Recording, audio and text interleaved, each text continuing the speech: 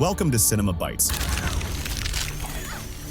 your go-to for movie recaps in a flash. Big twists, epic moments, all in just minutes. Our movie starts, and we see America completely overrun by zombies, destroying all the places in the cities there. Then, we see a couple in a car heading to Las Vegas to reach the airport there and escape with the others who managed to flee before all the zombies arrive. But while driving, the wife asks her husband to stop the car because she wants to step out for 5 minutes. When she returns, he tries to start the car, but it won't move. They discover the tire is stuck in the ground. He tries to fix it, but fails, so he gets out of the car to call for help, especially from the people who escaped with them. Unfortunately, no one responds. Meanwhile, his wife sees a zombie in the distance wearing a suit. The zombie starts moving toward them step by step. The husband rushes to grab the gun from the car and aims at the zombie. Unfortunately, the shots miss at first, but eventually, one hits the zombie in the chest, causing it to fall. However, the zombie gets back up and moves toward them again, and by then, the bullets are all gone. They rush back to the car, locking themselves inside just before the zombie reaches them. The zombie keeps trying to break the glass to get in, but fails. The couple sits inside the car, trapped and unsure of what to do. Night falls, and the zombie is still trying while they wait, hoping it will leave. After a while, they no longer see the zombie outside. The husband tells his wife he's an idiot because he dropped his phone outside the car. They grab a small flashlight and decide to step out to search for the phone. His wife finds it and celebrates, but before they can rejoice, the zombie sneaks up behind him and bites him on the neck. That's it for him. He's dead, and the zombie starts eating him. His wife quickly rushes back into the car, grabbing water, food, and anything else she might need. When she looks again, the zombie is no longer on the ground, and she fears it might be waiting for her. Suddenly, the zombie is inside the car with her, ready to attack. After some struggle, she manages to escape through the other door and runs into the forest. She keeps running until morning, exhausted, and finds herself walking through the desert. The journey is long, but she pushes on. She sits down to check her supplies, finding only a little water and chocolate left. Despite this, she keeps moving. When night falls, she lights a fire and rests. Suddenly, the same suited zombie appears and attacks her, trying to bite her. After a long struggle, she manages to escape again, running until she collapses from exhaustion. She wakes up on a rock, with the zombie still trying to climb up to her but unable to reach. Thinking quickly, she realizes the zombie is drawn to her scent. She takes a tissue, rubs it on her forehead, and throws it far away. The zombie chases after the tissue, giving her a chance to climb down and escape. However, she falls during her descent. The noise alerts the zombie, which starts moving toward her slowly. She grabs her bag and runs as fast as she can. Later, we see her walking through the desert again, with the zombie still following her. Eventually, she reaches an abandoned house. She enters the house, finding no food, water, or even clean drinking water. However, she discovers a mattress and decides to rest for a while. She falls asleep but wakes up to strange noises outside. Looking out, she sees the same suited zombie entering the house to search for her. Not knowing where to go, she hides in the bathroom. But the zombie, guided by her scent, finds her. She tries to stay silent to avoid being eaten, staying as still as possible, even as a scorpion crawls across her face. Eventually, the zombie gives up and leaves. She removes the scorpion and quickly exits the house. She walks through the desert for hours, now down to her last bottle of water and nearly out of food. She keeps walking and tries to use her phone but finds no signal. Suddenly, the suited zombie appears in front of her again. She decides to throw things at it, but nothing affects it. Frustrated, she remembers that bullets didn't work either. She runs away, with the zombie slowly following her. She mocks the zombie for being so slow. Reaching a high rock, she sits and watches the zombie struggle to climb up, calling it stupid. However, the desert is vast, and there's no sign of a city anywhere nearby. She realizes she might die out here. She moves on, with only a small amount of water and chocolate left. Eventually, she reaches a hill and sees a city in the distance. Before she can celebrate, a massive storm approaches her. She tries to escape, but the storm overtakes her, knocking her down. Just before she loses consciousness, she sees the zombie approaching her. She pushes it away multiple times before managing to escape again. She tries to flee from the storm, but it overpowers her, knocking her out once more. She wakes up in the desert, miraculously still alive and uneaten. She sees a car passing by and screams for help. The car stops, and two young men get out to assist her, giving her water. She tells them about her journey to the airport and what happened to her husband. She also mentions losing her bag during the storm. The men promise to retrieve her bag while she rests in the car and charges her phone. While in the car, she notices a picture of a child and realizes the car doesn't belong to the two men. She looks at the back seat and finds prison uniforms, realizing they are escaped convicts. Terrified, she tries to stay calm. The men return with her bag, and she thanks them. They ask where she's headed, but she tries to mislead them. Suddenly, they attack her, dragging her out of the car and holding a knife to her face. They threaten to kill her if she doesn't tell them where the airport is, revealing they killed the car's original owner. They throw her into the car trunk, but the suited zombie is still wandering the desert. The zombie approaches the car, and one of the men sees it but doesn't warn his partner in time. The zombie attacks, biting one of the men on the neck and eating him alive. The other man panics, jumps into the car and drives off, leaving the woman behind. She finds the trunk they threw out, which contains food, water, and a small raft. She decides to take everything and continue her journey before the zombie finishes eating and turns its attention to her. The food and water are placed in the boat, and she moves with them until she finds the zombie walking behind her. She finds a tire in the desert and thinks that its owner must help her. We see her hanging the tire around its neck to slow it down, and the boat is also pulling it. She starts talking to it about her life, saying she had a son but left him with her sister because she wanted to live her life. She admits she's regretful about what she did and tells it she still remembers the game they used to play together. She begins crying until she reaches a certain place and decides to tie it to a rock and leave it. She actually does this, but before leaving, she feels sorry for the zombie and returns to it. She decides to give it instructions not to harm her if she unties it. She unties it, but the zombie tries to attack her afterward. She yells at it, and suddenly the zombie stops and begins to obey her commands. Later at night, she talks to it and tells it about her son, how she used to play with him, and how regretful she is about the situation. From a distance, she sees military vehicles approaching. Knowing they'd kill the zombie if they saw it, she hides with it near the road until all the vehicles pass. However, one vehicle notices them, and soldiers get out to kill the zombie. She tells the zombie not to move or make a sound and goes out to talk to the soldiers. She explains she's heading to the airport to meet her husband and makes up a story to convince them. Just as they're about to leave, the zombie appears in front of them. They try to shoot it, but she stands in their way and begs them not to kill it. They understand that the zombie is her husband and decide to leave. However, one soldier shoots the zombie in the leg before leaving, causing it to fall and scream in pain. When she tries to help it, the zombie suddenly bites her finger. She quickly runs to her bag to get disinfectant, but realizes the infection is spreading through her hand and will soon reach her whole body. She places her hand on a rock, grabs another rock, and smashes her hand until she cuts it off. Despite the pain, she goes back to the zombie to scold it, but seeing it in pain makes her feel even sorrier for it. She decides not to leave it and continues her journey with it. After some time, she sees the airport in the distance. She wakes the zombie, which signals with its eyes toward its pocket. She finds an ID card from when it was still human and sees a picture of its girlfriend, Lima, who is likely dead. From its gestures, she understands it wants to end its suffering. After much thought, she decides to put it out of its misery. She picks up a large rock, gives it one last look, and then kills it. She finally reaches the airport but finds no one there. She finds a car and waits beside it until she hears gunfire. She hides in the car and shouts to them that she's still human. The shooter turns out to be Jimmy, who explains that he encountered zombies on his way, and his friends turned into zombies, so he had to kill them. He ties her up and prepares to leave her to die, but eventually takes her to a plane with his friend to escape. They manage to repair the plane and fly off, planning to head to Mexico to escape the zombies. She decides to stay behind to check on her sister and son. She enters a room and tries to call them, but all the calls fail. Finally, she tries a different number, and her son answers. He tells her what happened, saying his aunt disappeared, and he has been hiding in his room for days. She reassures him and promises to come and save him. She rushes to the car, now with a new purpose for living, but discovers the keys are missing. She decides to re-enter the airport to search for the keys, armed with a wrench for protection. Inside, she searches the pockets of the first body she finds, but finds nothing. As she walks, a zombie appears and tries to attack her. She uses the wrench to kill it and searches its clothes, but finds nothing. She then enters another room where a zombie with its back turned suddenly attacks her. Startled, she falls, dropping the wrench. The zombie attacks, but she fights back and finds a drill nearby, which she uses to kill the zombie. After searching its clothes, she finally finds the keys. She takes them, starts the car, and drives quickly to find her son. On the way, she remembers the zombie that helped her on her journey and feels sad for killing it, but continues her path. She reaches Las Vegas and finds the city destroyed and devoid of people. She takes a crowbar for protection and enters her sister's house, finding it destroyed and her sister's husband dead in the kitchen. It seems the family is gone. She finds a blood-written message on the glass from her sister, explaining that she was bitten and decided to burn herself before turning into a zombie. She mourns her sister deeply, but continues searching for her son. She enters his room but doesn't find him, only his toy, which she hugs while crying. Suddenly, she hears footsteps outside. Armed, she moves cautiously, but finds her son hiding in another room. She hugs him and prepares to escape quickly. However, as they descend the stairs, they find a large group of zombies trying to break down the door to enter, but she tells her son not to be afraid, and she started killing the zombies one after one. Our movie and story end here. See you in another movie and a new tale.